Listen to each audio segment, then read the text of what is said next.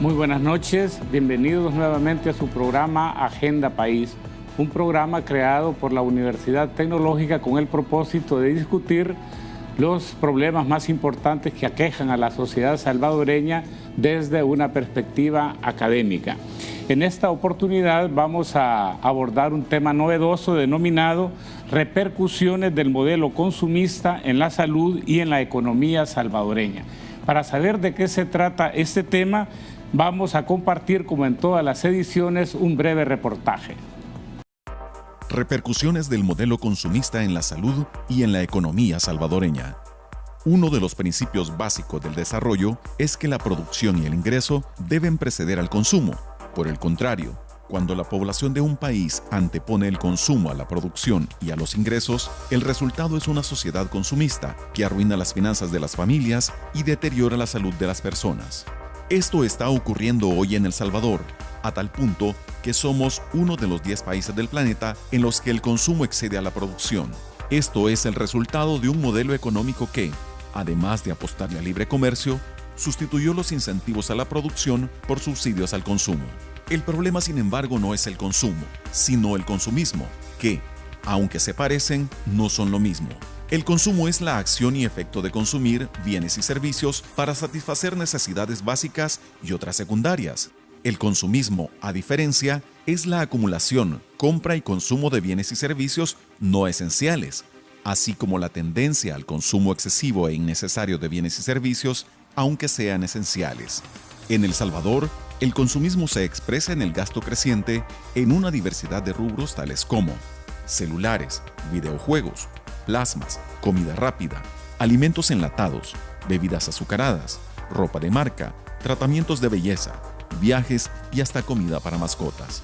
Como enfermedad social, el principal efecto del consumismo es el deterioro de las finanzas familiares, lo cual se expresa en deudas crecientes y atrasos en los pagos, hasta llegar a situaciones extremas como el embargo de los salarios o de las propiedades. Sobrada razón tenía Séneca, el filósofo romano, al decir: compra solamente lo que es necesario, lo que no necesitas es caro, aunque solo cueste 1 céntimo. Poco se conoce, sin embargo, que el consumismo también está afectando severamente la salud de las personas. Según la Encuesta Nacional de Enfermedades Crónicas en Población Adulta de El Salvador de 2015, presentada por el Instituto Nacional de Salud, la prevalencia de enfermedades relacionadas con los malos hábitos alimentarios está aumentando. Según tal estudio, en la población de 20 años o más, la prevalencia de sobrepeso afecta ya al 38%, la obesidad al 27%, los elevados niveles de colesterol y triglicéridos al 27%, la diabetes al 13%, la hipertensión arterial al 37% y la insuficiencia renal crónica al 9%. Los altos niveles alcanzados por esas enfermedades, según la encuesta, se deben principalmente al desplazamiento del consumo de agua y frutas por bebidas azucaradas y la ingesta creciente de productos no saludables, tales como pizza, pollo frito, hamburguesas, papas fritas, pupusas, hot dogs, sándwiches, así como a otros elementos tales como el sedentarismo, la exposición excesiva al sol y a agroquímicos, y el elevado consumo de sal, antiinflamatorios y de plantas medicinales con efectos nefrotóxicos. Proféticas resultan al respecto las palabras de Monseñor Romero, quien decía: esta es la enfermedad más terrible, ser víctima de la sociedad de consumo. Si al parecer nadie estaría exento del problema, ¿qué sectores son los mayormente obligados a actuar? ¿Cuáles son las acciones a tomar en el corto, el mediano y largo plazo? ¿Qué responsabilidad corresponde al Estado, a la industria, al comercio, al sector de los servicios, a la academia, a la ciudadanía? Ese es el tema por abordar en esta nueva emisión de Agenda País. Para este programa vamos a contar con un panel de una composición novedosa. En primer lugar nos acompaña la doctora Verónica Lisset Díaz del Valle de Chávez, cardióloga internista. Bienvenida, doctora. Gracias por la invitación. Contamos también con la participación del doctor Carlos Chávez y González, endocrinólogo, diabetólogo e internista. Bienvenido, doctor. Gracias por la invitación. Un gusto con López. Y también contamos con la participación de la licenciada Ivette Contreras, que es candidata a doctora en economía de la Universidad George Washington y consultora de diversos organismos internacionales como el PNUD, el Banco Mundial, el BID, la CEPAL, UNICEF, entre otros. Bienvenida, Ivette. Muchas gracias, William. Feliz de estar acá. Bien, de acuerdo con el reportaje que acabamos de ver, la sociedad salvadoreña está siendo afectada por una enfermedad que probablemente todo el mundo discute, pero sobre la cual se reflexiona muy poco. Se trata de una enfermedad social que se le denomina consumismo.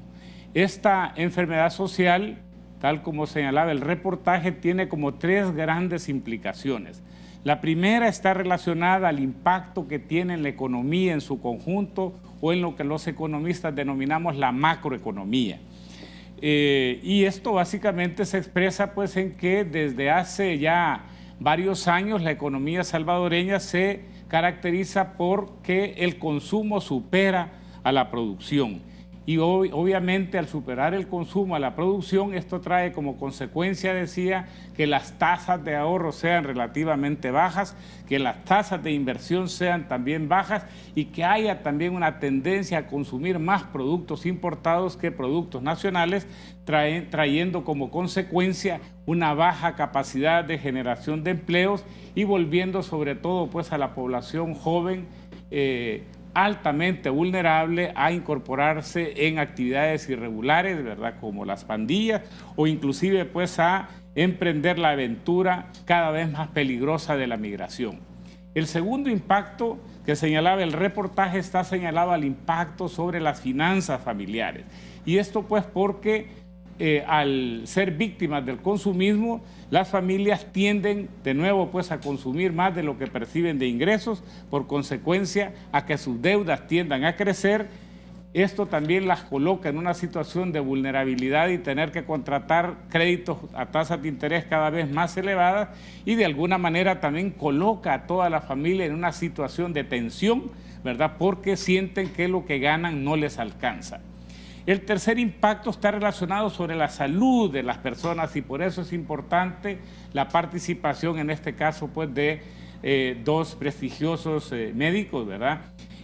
Porque decíamos, cuando las personas están endeudadas, se vuelven más vulnerables a ciertas enfermedades y por otro lado, porque este consumismo del que estamos hablando también está relacionado con el consumo excesivo, decíamos, de productos que son simbólicos de esa enfermedad, como se hablaba precisamente pues en el reportaje de alimentos con altos contenidos de grasa, otros que generan como sedentarismo y otros que también son de alto contenido de azúcar y que prácticamente pues vuelven a las personas vulnerables para padecer enfermedades cardiometabólicas. Dentro de este contexto quizá voy a comenzar con la colega economista Ivette.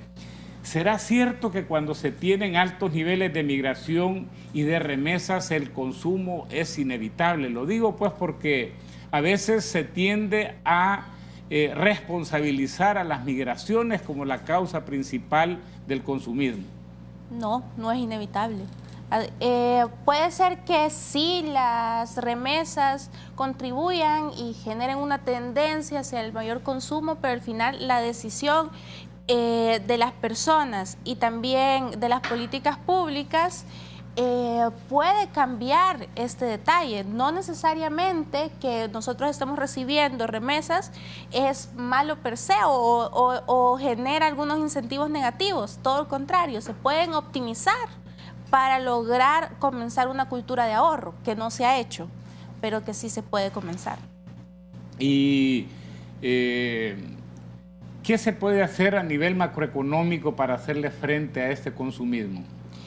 Lo que ha carecido varias políticas públicas en los últimos años es un modelo que incentive al ahorro y que promueva la inversión. O sea, si nosotros nos vamos a los resultados de la encuesta de hogares para propósitos múltiples que la DIGESTIC publica cada año, podemos ver que el fin de estas remesas comúnmente está destinado a consumo, pero que no se han desarrollado políticas públicas de concientización de la población de que se pueden hacer otro tipo de usos y además que se puede aumentar el bienestar familiar en el largo plazo por medio de ahorro.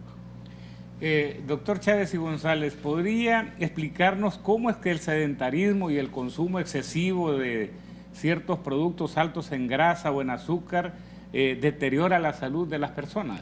Bueno, excelente pregunta y de mucha actualidad. Vea que a nivel mundial, por ejemplo, la Organización de las Naciones Unidas, en el 2011, como cosa curiosa, había ocurrido esto también con el SIDA en el 2000, pero como cosa curiosa, en el 2011 y en el 2018 ha convocado a los países a la Asamblea General de Naciones y ha puesto en contexto esta problemática que representan las enfermedades cardiovasculares y también las enfermedades no transmisibles, que las cardiovasculares forman parte de ello. Y ellos establecen 4 situaciones críticas para atender este problema de la salud cardiometabólica y también de las enfermedades no transmisibles. Y 2 de ellas son las que usted me pregunta, el sedentarismo y el consumo de alimentos no saludables. Los otros son el alcohol y el tabaco. Pero concretamente, con respecto a la pregunta del sedentarismo, llamamos sedentario a aquella persona que hace menos de 5.000 pasos diarios o hace menos de 150 minutos a la semana de actividad menor, un promedio. Entonces, en ese sentido, todas las personas que hacemos menos de 30 minutos diarios de actividad física por 5 veces a la semana, entraríamos en estas personas que estaríamos haciendo un aspecto de sedentarismo o actividad física insuficiente. El punto es de que nosotros tenemos un cuerpo que está preparado para el movimiento y tenemos que gozar el movimiento porque lo podemos gozar. Y de esto hay estudios que promueven beneficios a corto plazo como beneficios a largo plazo en términos del ejercicio. Por ejemplo, se hicieron estudios que van en este sentido. Si la persona deja de hacer actividad física por una semana, ya hay cambios en la inflamación, como también en la resistencia a la insulina medida a través de la sangre con reactivos que son bioquímicamente y que marcan esa situación y que son punto de partida para enfermedades cardiometabólicas futuras. También derivado de las personas astronautas desde 1970 se vio que ellos estando en este espacio sentados por mucho rato, ¿verdad? Y bajo efectos fuera de la gravedad, tenían un progreso de su envejecimiento. Entonces, trasladado a lo que nosotros hacemos, que es estar sentados por 14 o 16 horas, o estar acostados, que también lo hacemos, entonces eso nos hace a nosotros tener graves problemas. Porque cuando estamos sentados o estamos acostados, particularmente estamos haciendo como una microgravedad, donde estamos poniendo al cuerpo en una actividad fuera de actividad, y nosotros necesitamos movimiento, porque cuando es movimiento, entonces todos los sistemas operan.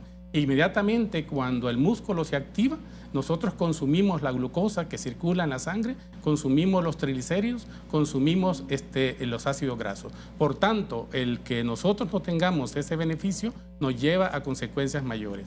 Y como decía un maestro de la Clínica Mayo, que en esta situación el sedentarismo o estar sentado es el equivalente al tabaco y en el riesgo cardiovascular de las personas. Entonces, vea cómo está. Y eso se comienza a ver ya también, por ejemplo, con los niños y adolescentes, claro, porque nosotros jugábamos prácticamente o en la calle o en cualquier espacio abierto, ¿verdad? Ahora básicamente niños y adolescentes están básicamente jugando en aparatos electrónicos y por supuesto haciendo menos ejercicio. Obviamente que sí, pero la actividad física que yo decía es un poco la actividad reglada, pero lo que antes hacíamos es que la actividad era parte de nuestro cotidiano vivir, o sea, se desplazaba uno permanentemente y hasta el hombre primitivo, por ejemplo, se movía alrededor de 20 kilómetros diarios. Ahora no hacemos ese tipo de situaciones. Nosotros hicimos un estudio en el que encontramos un 44% de sobrepeso y obesidad en niños de un colegio privado, donde estudiamos alrededor de una población de 1.400 estudiantes, en edades de 5 a 17 años.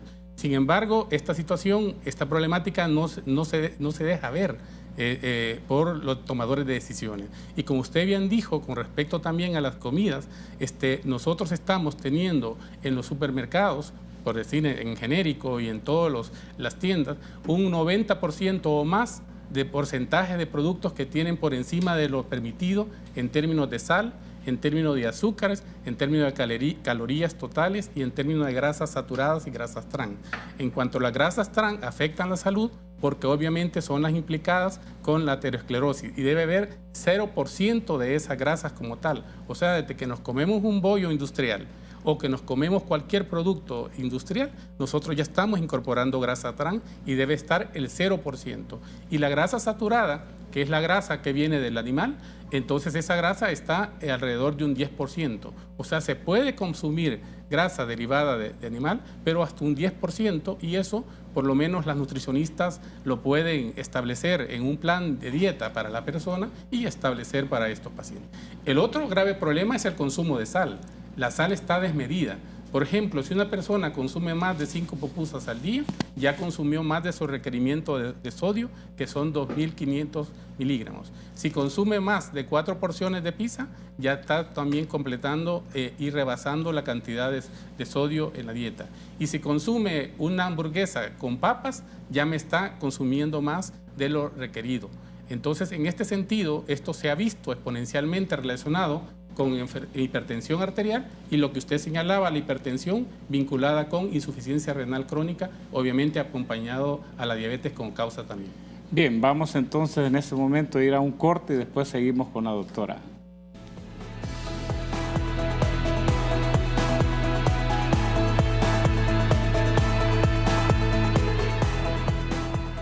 ¿Quién dijo que aquí no se puede? Que las oportunidades son para pocos. ¿Que me debo quedar como estoy? Definitivamente puedo ser mejor, con horarios que se ajustan a mis necesidades, con especialización en inglés, en mi tiempo y en mi espacio. Inscríbete hoy, hagamos la diferencia, seamos mejores. Universidad Tecnológica de El Salvador.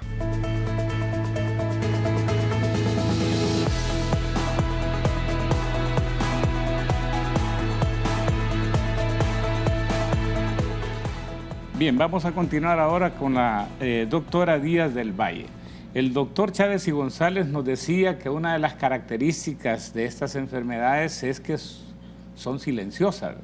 Yo quisiera saber cuáles son los síntomas que presenta una persona cuando comienza a ser afectada por los riesgos cardiometabólicos. Bien importante es realmente explicar lo que entendemos por estos riesgos cardiometabólicos. Se han identificado factores de riesgo que están directamente relacionados con las enfermedades cardiovasculares, las enfermedades que están siendo la causa número 1 de muerte. Y hay estudios en los cuales, de gran envergadura, realizado, por ejemplo, en 52 países, en el que al infarto se asoció como causa número 1 un problema de colesterol, como causa número 1. ¿Qué quiero traer a colación con esto? El hecho que el factor de riesgo llamado colesterol alto o dislipidemia es un factor de tipo bioquímico. Es decir, que yo me voy a dar cuenta que padezco de esto si me hago una prueba química en sangre. Entonces, esa prueba química de colesterol es la que más se relacionó como factor número 1 en uno de los principales estudios de investigación realizado en 52 países como la causa número 1 de infarto, a la que le siguió el tabaquismo. Entonces, ¿qué nos quiere decir esto? El doctor lo decía, muchas son asintomáticas. Entonces, ¿cómo realmente nosotros entender que tenemos que conocer que los factores, cuáles son estos factores de riesgo que tienen mucho que ver con el consumo y que en ese consumo tienen que ver mucho con decisión? Por ejemplo, de actitudes en que decido si voy a fumar o no voy a fumar, el tabaquismo. Realmente si voy a hacer ejercicio o no voy a hacer ejercicio. Químicas como la diabetes a través de una prueba sanguínea y lo que hablábamos del colesterol, la hipertensión y el factor de riesgo obesidad. Son estos factores de riesgo los que yo tengo que identificar en mi persona y los que realmente se están enfocando en las políticas para poder reducir la prevalencia de la enfermedad cardiovascular como causa número 1 de muerte en todos los países de altos y bajos y medianos ingresos. O sea, entonces, que uno no siente, sino que básicamente exactamente. Entonces, el conocer que realmente, que si tengo sobrepeso, que si tengo obesidad, que si tengo hipertensión, voy a saber si soy diabético, si tengo colesterol, si me hago una prueba. Pero en un gran porcentaje, como decíamos, estas enfermedades vienen siendo asintomáticas. Quiere decir, no me dan un síntoma, no me dan una manifestación de que yo estoy padeciendo de estas enfermedades. Entonces, es muy importante que conozcamos que si bien se relacionan al consumo, pues sabemos que si estamos expuestos a estas prácticas de consumo, es más probable que yo tenga estos factores de riesgo. Y analizar también lo que es el antecedente familiar de las personas. Estas enfermedades tienen que ver, si bien es cierto, más que todo con cambios ambientales, aunque en algunos hay factores genéticos. Pero hoy se ha visto que el impacto ambiental es el que favorece que desarrollen este tipo de condiciones que al final nos llevan a padecer de un infarto, que al final me llevan a padecer de un evento cerebrovascular, que al final me llevan realmente a padecer de insuficiencia cardíaca. Pero sí existen algunos muy comunes en los cuales yo me puedo realmente identificar como lo que son el cansancio o la fatiga. Hoy todo mundo suele decir que está fatigado. Es una causa frecuente en la consulta que dice que me siento cansado. Es que estoy muy cansado. Y solemos atribuirle a las condiciones como el estrés. Situaciones como sensación de falta de aire al caminar, y eso la mayoría que tiene sobrepeso, obesidad dice es que es porque realmente no estoy haciendo ejercicio, tengo sobrepeso y realmente eso es lo que me hace que me canse, cuando ya va siendo la manifestación de que estos factores de riesgo están teniendo ya la manifestación clínica en la cual su doctor va a buscar o va a encontrar al momento de examinarle. Dolor de cabeza, por ejemplo, es muy frecuente que los pacientes lo puedan tener, y en el caso de algunas situaciones ya más extremas y tristemente, en muchas ocasiones, el infarto, el miocardio. Nos pasa en el consultorio privado y mucho más frecuente en hospitales públicos. El infarto es el primer síntoma del paciente, en el cual llegan a la consulta, tuvieron un dolor de pecho, y ese dolor de pecho era un infarto, y muchas veces expuestos hasta casi perder la vida, o un evento cerebrovascular es el primer síntoma. O sea, estamos llegando tardíamente a ese tipo de enfermedades. Entonces, hay condiciones también desde el punto de vista de diabetes, hablando de diabetes, pero que también estas manifestaciones vienen siendo tardías cuando ya la enfermedad ha evolucionado bastante. Y mire, doctor, quizá para complementar antes de volver con Ivette así en esta parte, o sea, yo entendería que las cifras que ya está registrando El Salvador ya lo colocan en este tipo de enfermedades en una situación casi que de verdadera epidemia. Claro. Y que me imagino que los números dicen que los porcentajes de población, o sea, realmente está aumentando, que está padeciendo este tipo de enfermedades.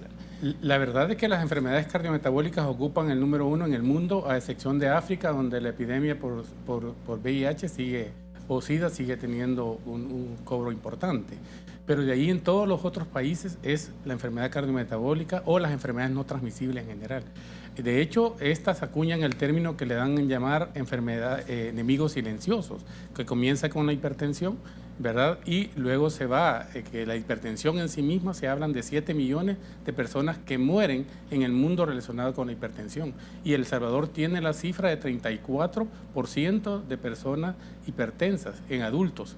De esta encuesta que se hizo en ECA, que fue la encuesta de enfermedades de adultos no transmisibles, del 2014-2015, nos pone por encima del promedio de hipertensión en las Américas. Por ejemplo, nosotros tenemos un porcentaje de obesidad del 27%, cuando en las Américas anda por alrededor del 24%. Y esto que nosotros estamos ocupando como región, las Américas, el primer lugar, dado por Estados Unidos y México, que nos están apoyando mucho en hacer ese tipo de primer lugares, y también nosotros, ¿verdad? Entonces, estamos en primer lugar de obesidad, o sea, cuando esto en todo el mundo es el 11%. O sea, que antes teníamos un problema de desnutrición y ahora el problema principal es de malnutrición. Es el problema de malnutrición, porque en realidad la desnutrición como tal ha caído a tener cifras de un 2-3%. De hecho, en el estudio que hicimos en el colegio, estaban alrededor del 2% 90% de los alumnos, pero por razones diferentes, incluso por enfermedades crónicas que no tienen que ver con situaciones propias de alimentación, estaban cayendo en desnutrición. Pero en general, el país, su problema mayor no es la desnutrición, sino que el sobrepeso y la obesidad. Ivette, y en el otro ámbito, ¿verdad? ¿Hacia dónde nos dirigimos en términos de nuestra macroeconomía, de las finanzas públicas y de las finanzas familiares si no hacemos nada frente al consumismo? Pues en ese caso el escenario no es muy alentador. Como se mencionaba al inicio, El Salvador está entre los primeros 15 países más consumistas del mundo. Eso quiere decir que consumimos casi o un poquito más de todo lo que se produce. Y uno de los pequeños detalles también es que no consumimos lo nacional, sino que comenzamos a importar. Entonces, eso requiere que nuestras divisas salgan, o sea, que gastemos en este tipo de productos. Entonces, si no hay un cambio de timón importante en temas de política pública que fomente el ahorro, que fomente la inversión, que también eduque a la población sobre temas nutricionales, porque también mucho de este conocimiento no lo tiene el salvadoreño promedio. El salvadoreño promedio no sabe cómo hacer un plato nutritivo para su familia, y no es porque no quieran, sino que no se cuentan con esos conocimientos y no hay política pública tampoco que fomente este tipo de análisis en los hogares. Y hablo los hogares más en situación de pobreza. Uno puede ver a los niños comiendo de desayuno churritos, por ejemplo, con Coca-Cola. Eso, pues, tal vez no es el desayuno ideal. Pues este tipo de alimentos pueden ir en... Yo no lo es. No. Pero no, las madres de familia y los padres de familia no tienen estos conocimientos sobre cómo balancear la comida. Entonces creo yo que también ahí es un esfuerzo importante que se debe hacer. La primera intervención debería ser, según le escucho, en el nivel educativo. O sea, debería de dársele más énfasis a el tema de salud y nutrición dentro de las currículas de los diferentes ciclos del sistema educativo. Sin duda, o sea, si eso nos sirve para la vida, ¿qué vamos a estar? Esto si lo vemos en largo plazo, si no educamos a nuestra población sobre esto, vamos a tener que cargar, soy muy feo, pero con todas estas enfermedades en el largo plazo, y eso requiere un gasto financiero muy alto. Estábamos hablando antes que un infarto, pues en el sector privado puede rondar $15,000. Eso es algo que se puede prevenir por medio de ese tipo de educación. Y justamente, pues decir, a mí la sensación que me da es que en el país como que no ha habido mucha tradición de diálogo entre la economía y la salud, los economistas y los médicos, ¿verdad? Y aquí lo que estamos encontrando es que existe una relación, o debería de existir una comunicación muy fuerte. Por ejemplo, no solamente que nos quedemos con poner cifras de las dimensiones de los problemas y de las tendencias, sino también cuánto cuesta atenderlas y cuánto costaría prevenirlas si realmente pudiéramos intervenir inteligentemente. No sé si hay algún tipo de cifras en ese sentido, más allá de... En el tema de enfermedades cardiovasculares, pues no lo tengo a la mano, pero por ejemplo hay otras enfermedades que se relacionan, por ejemplo enfermedades de salud mental que no se le da prioridad. Entonces, para medir esto se ocupan los años de vida descontados por discapacidad, y en promedio una persona que no se atiende cualquier intervención, en este caso de salud mental, pero eso se puede también calcular para temas cardiovasculares, pierde alrededor de 3 o 4 años en promedio de su vida por este tipo de falta de intervenciones. ¿Y qué se traduce en eso? Esos 3 o 4 años de vida es menos producción para el país en el largo plazo.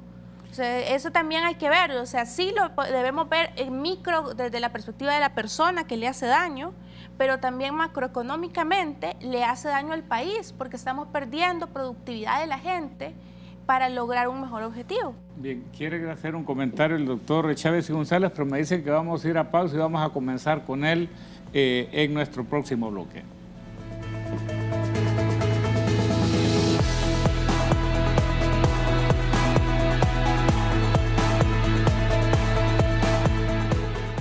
¿Quién dijo que aquí no se puede? Que las oportunidades son para pocos. ¿Que me debo quedar como estoy? Definitivamente puedo ser mejor. Formándome con principios y valores. Con novedosos recursos tecnológicos. Con oportunidades de becas en el extranjero. Inscríbete hoy. Hagamos la diferencia. Seamos mejores. Universidad Tecnológica de El Salvador.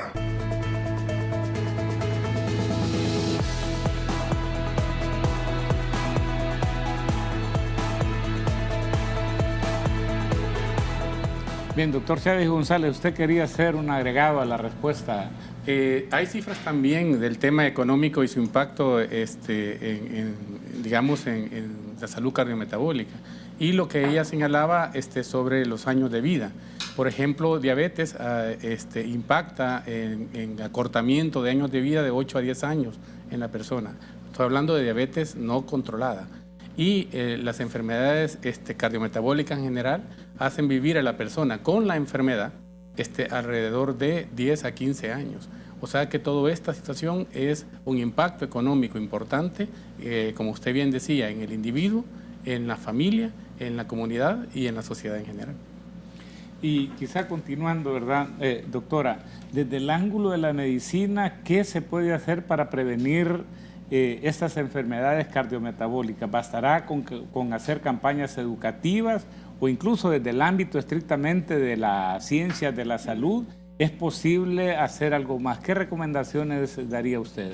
Fíjese que a lo largo del tiempo, se ha venido haciendo inversión en salud y realmente hemos evolucionado mucho en el manejo y en el tratamiento de enfermedades cardíacas. Eso ha permitido que por cada 10 años que hemos ido avanzando se han logrado incrementar en 2 años más la esperanza de vida. Entonces, en los últimos 30 años hemos logrado aumentar 6 años más a la esperanza de vida, pero estamos teniendo cada vez pacientes más mórbidos, es decir, más ancianos, más enfermos, es cierto, hay tecnología y hay lo que llamamos nosotros mucha especialización en la medicina que nos está llevando a lograr mejor la expectativa de vida, pero no la calidad de vida que vive, y obviamente eso se está traduciendo en un incremento en los costos de los sistemas de salud. Hablaba el doctor de la cantidad de pacientes a nivel de América. Si ahorita hay 4 millones, se espera que para el 2040 esa cifra se haya duplicado. Solo ahora actualmente se dice que el gasto sanitario, el 62% en Estados Unidos se está yendo a enfermedades cardiovasculares, el 61% se está yendo en Estados Unidos de gasto sanitario para esta situación. Entonces, ¿cómo vamos a lograr realmente nosotros abordar y qué podemos hacer? Hay muchas políticas que hacer y hay algunos ejemplos y hay políticas muy prácticas desde otros países. Quizás un ejemplo que mucho se habla es el ejemplo de los finlandeses. En 1970 en Finlandia era el país con mayor prevalencia de enfermedad cardiovascular y en el lapso de 30 años ellos han logrado reducir en un 80% wow. Y han llegado a pasar de los países con menor incidencia de enfermedades cardiovasculares. ¿Cómo lo hicieron? Como hemos hablado, esto es un tema de interrelación en el cual tienen que ver muchos factores, siendo el salud pública, quienes realmente tienen que reglamentar y dirigir esta situación. Ellos empezaron realmente a actuar en diferentes ámbitos, a través de la publicidad, empezaron a poner líderes de opinión que les hablaron acerca de comer sano, porque ellos eran ganaderos, eran gente que trabajaba mucho con lácteos y entonces ellos tenían el pensamiento de decir tengo que consumir grasa porque eso me va a permitir ser fuerte en mi trabajo. Entonces empezaron a cambiar ese trabajo y empezaron a utilizar también lo que son muchos los medios de comunicación, en los cuales ellos empezaron a poner estos líderes de opinión y ahí, por ejemplo, corredores, y decían hacer una especie de show en vivo en los cuales lo seguían a través de cambios de estilos de vida, y eso generaba un cambio emotivo en la gente. Le empezaron a hablar en positivo de la salud, porque la salud tiene que ser positiva, y empezaron a decirle: la buena salud va a traer buena salud a tu corazón, la buena alimentación traerá buena salud a tu corazón, y no términos tan prohibitivos como lo que es no comas sal, no comas mantequilla. Eran muy dados al consumo de mantequilla. Se organizaron a nivel de comunidades, trabajaron mucho con las comunidades en cuales empezar a supervisar a través de las diferentes regiones y casa por casa, porque esto empezó en una zona norte de Finlandia y 6 años después a todo el país, a vigilar si realmente ellos estaban consumiendo más vegetales, que era lo que no estaban haciendo, y empezaron a lanzar todo ese tipo de cambios realmente que ustedes ven en factor de salud, en factor realmente de cambios de pensamiento, utilizando los medios de comunicación, utilizando líderes de opinión que realmente impactaran en el pensamiento de la gente. Obviamente se encontraron con obstáculos de la industria, pues sabemos que hay mucha industria en ese país, pues la industria de lácteos, entre los cuales ellos lograron disminuir el consumo de lácteos ricos en grasa, subsidiando también por parte de los gobiernos la leche baja en grasa y logrando que hubieran pequeños productores que empezaran a introducir todo esto. Entonces, como ve, hubo una serie de cambios. No es únicamente el sector salud, sino que tiene que haber muchas comunidades, tiene que haber involucramiento de los medios de comunicación, los organismos no gubernamentales, para realmente nosotros poder impactar. Solo el año pasado nosotros veíamos realmente en el Congreso, insuficiencia cardíaca viene siendo el estado terminal de lo que es estas enfermedades cardiometabólicas. La mayoría termina ahí: diabetes, enfermedad renal, quiere decir el corazón se hace insuficiente para poder compensar todas estas enfermedades. Tenemos una prevalencia del 1 al 2%, y hacíamos un ejercicio realmente el año pasado en el Congreso de Cardiología, en el cual se decía que de una población aproximadamente de 6 millones, tenemos solo en insuficiencia cardíaca aproximadamente 123,000 pacientes. Para 123,000 pacientes de esa única enfermedad, que es parte de la enfermedad cardiometabólica, y de las cuales solo los estados más graves están siendo atendidos por cardiólogos. Y eso significa 20,000 pacientes, o sea, insuficiencia cardíaca en sus últimos 2 estadios más graves, que deben ser atendidos por cardiólogos, son 20,000 pacientes. Habemos nada más en el país aproximadamente entre 70 y 80 cardiólogos, y algunos ya retirados.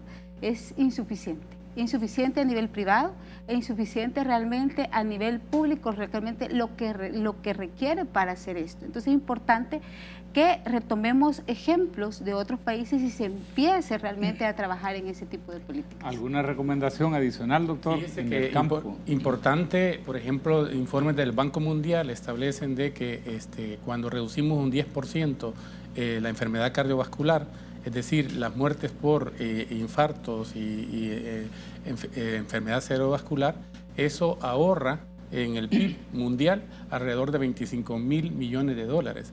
Y se dice que las medidas que están promocionadas por parte, que se llaman medidas de inversión baja, entonces son medidas que pueden tener un costo de alrededor de 8,000 millones de dólares. Entonces, por tal, si nosotros hablamos que 25,000 millones de dólares son lo que puede impactar en el PIB, las preventivas son 3 veces menos que esa cifra. Por tanto, la prevención es realmente el apuntalar en estas enfermedades cardiometabólicas, porque no tenemos la capacidad de poder enfrentarlas a ellas con aspectos económicos. De hecho, la carga mundial, por ejemplo, en diabetes, que representa en el mundo económicamente el 20% de los recursos se distribuye en los países de renta media y baja, que tienen el 80% de la cantidad de diabéticos en el mundo. Y el 80% de los recursos en diabetes se distribuye para el 20% de la población que radica en los países desarrollados. Entonces esto no puede ser. Como dijo acá la doctora Contreras, aquí básicamente lo que se quiere es incidir sobre la educación, y la educación que más impacta es de las edades de párvulos, es decir, que ya está estudiado, y el doctor Valentín Fuster tiene estudios publicados en revistas prestigiosas, donde se dice que la educación en niños que van de edades de 5 a 10 años es la mejor costo efectivo en términos de educación. Y ahí hay también aspectos de modelaje. Porque también la familia no puede relegar en las escuelas el papel educativo que juegan. Incluso en los adolescentes se ve la situación de cómo evitar llegar al tabaco y al alcohol, y darle herramientas al adolescente para que pueda evitar entrar en esta presión social que representa el tabaco y alcohol, incluso hasta prácticas sexuales inadecuadas en esos momentos. Y en los adultos como tal, lo que interesa sobre todo es fundamentalmente hacer comunidad. Hacer comunidad. Ya Alcohólicos Anónimos nos señaló por muchos años que hacer comunidad es efectivo, porque cuando nosotros vemos a otra persona caminando, vemos a otra persona evitando el alcohol o el cigarro como tal, o teniendo un peso saludable y una alimentación saludable, obviamente obramos sobre ese camino. Y sobre la persona mayor, si nosotros cuidamos desde el vientre al niño, salud materno-infantil, un cuidado del niño durante la niñez y la adolescencia, y somos productivos y saludables durante la edad adulta, nosotros vamos a tener una vejez saludable. Entonces, esa vejez saludable es el aspirado de todos.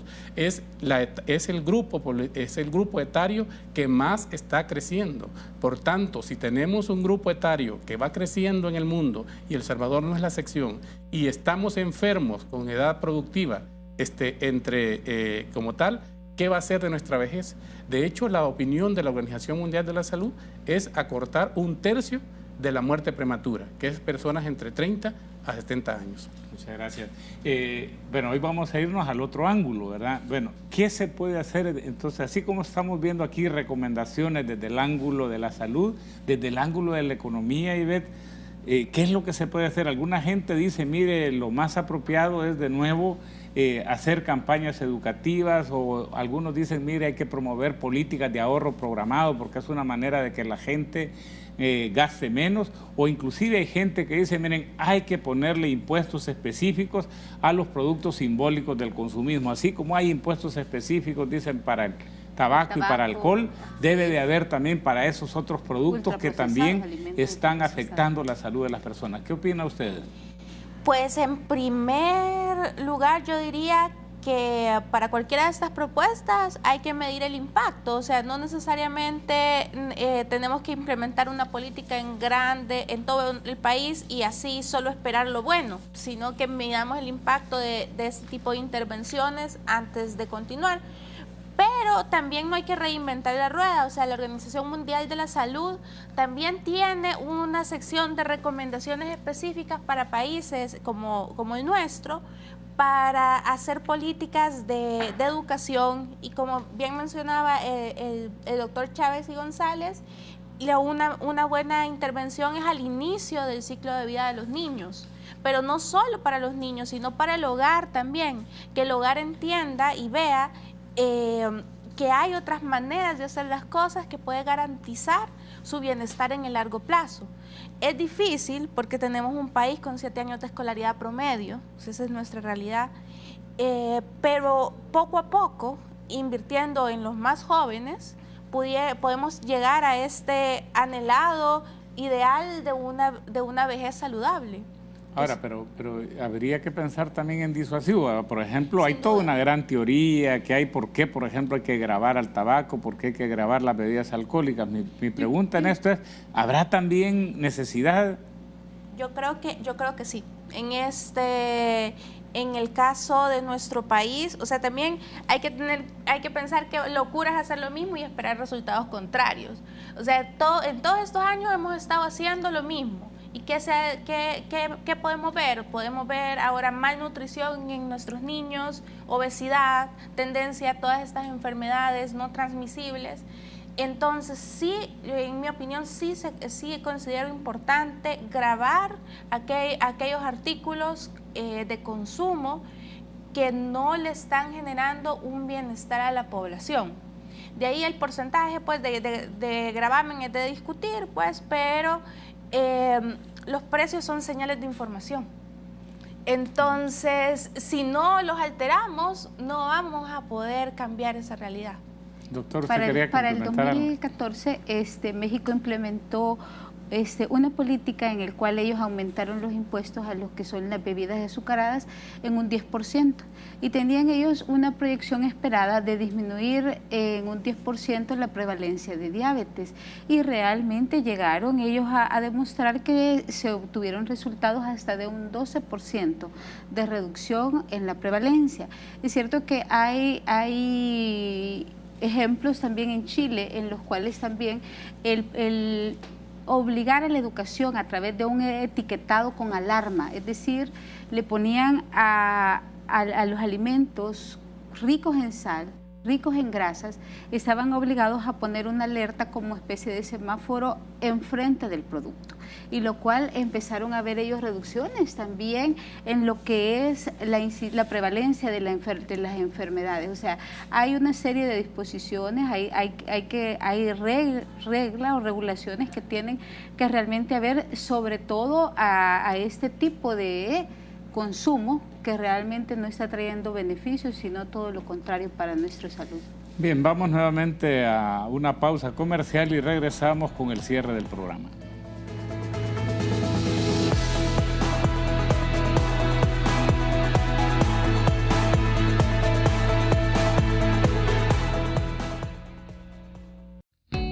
Gramática al día. Sea bienvenido a Gramática al Día, el espacio que promueve el buen uso de la lengua española. El tema de hoy, la diferencia entre luminiscente y luminoso. El adjetivo calificativo luminiscente quiere decir que tiene luminosidad. Deriva de luminiscencia, sustantivo que indica propiedad de producir luz sin elevación de temperatura y visible casi solo en la oscuridad, como la que se observa en las luciérnagas y algunos hongos descubiertos últimamente. En cambio, el adjetivo luminoso significa que despide luz. Aureola luminosa, un piso muy luminoso. Para el femenino es luminosa. Le invitamos a estar pendiente de nuevas ediciones de Gramática al Día. Una producción de la Universidad Tecnológica y la Academia Salvadoreña de la Lengua, con el auspicio de Canal 33.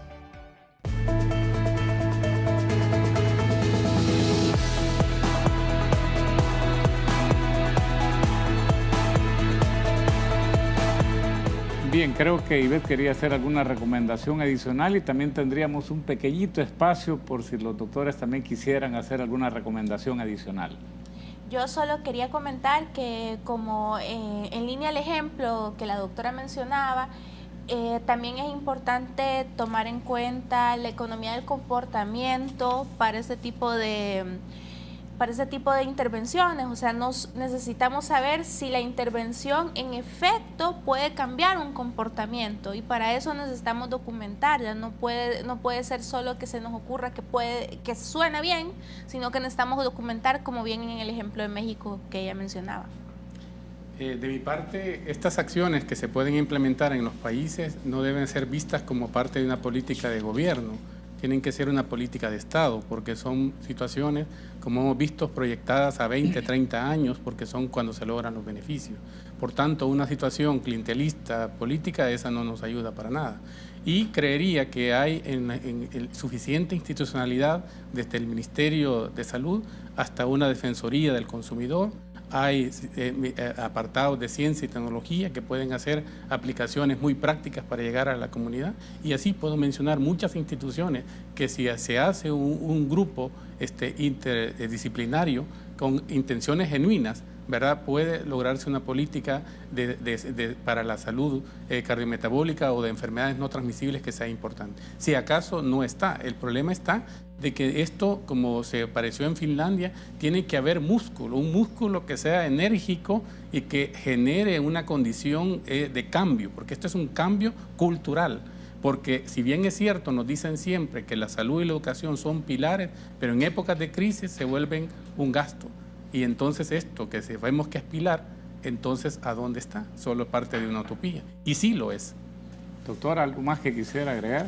Realmente algo bien importante en este aspecto y para sobre todo la población que nos está viendo, porque hemos hablado mucho del cambio a nivel de la economía, pero para la población realmente que nos está viendo, algo muy importante, el doctor lo decía, o sea, la educación.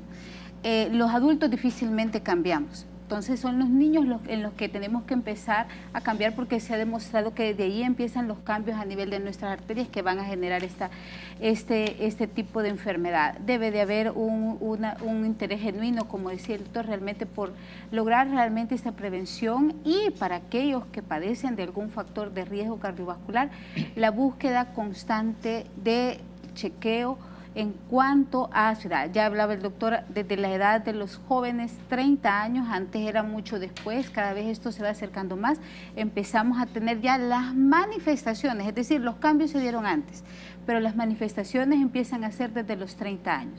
Sobre todo si en mi familia hay antecedentes, y que casi que todos tenemos, porque 1 de cada 3 habitantes o 1 de cada 3 en la población es hipertenso, no sé cuántos habemos aquí, ¿verdad? Pero entonces realmente tenemos que considerar eso muy importante y buscar el chequeo preventivo para evitar ser parte o ser presa de estas enfermedades. Bien, muchísimas gracias. Voy a tratar de hacer un resumen, no es fácil, ¿verdad?, sobre todas las intervenciones que hemos tenido en este programa.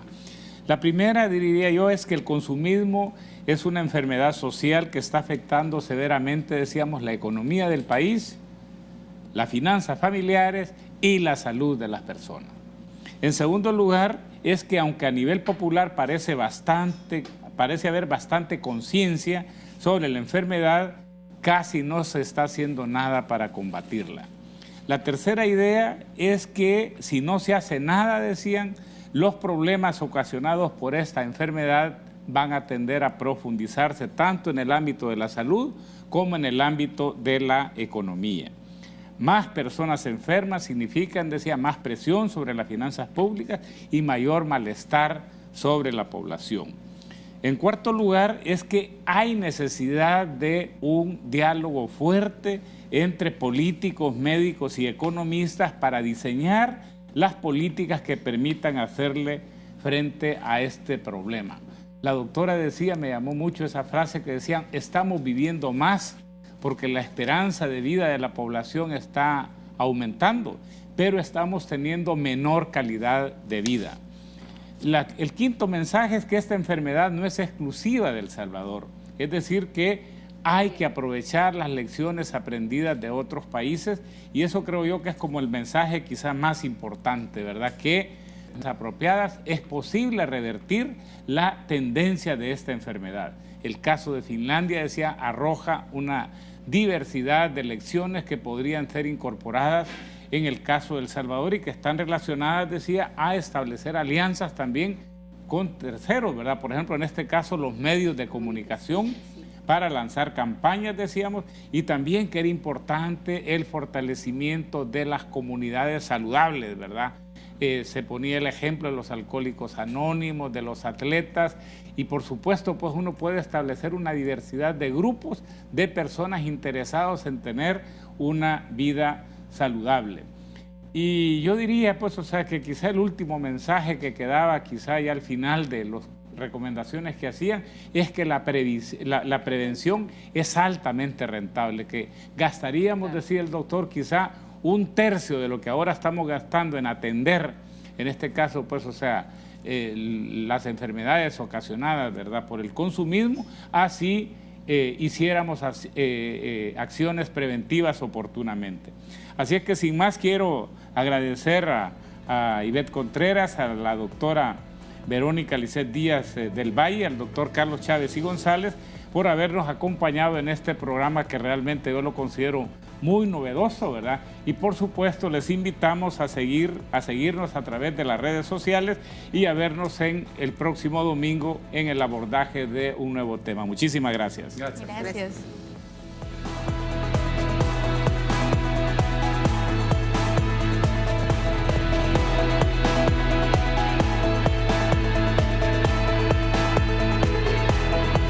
Hagamos la diferencia.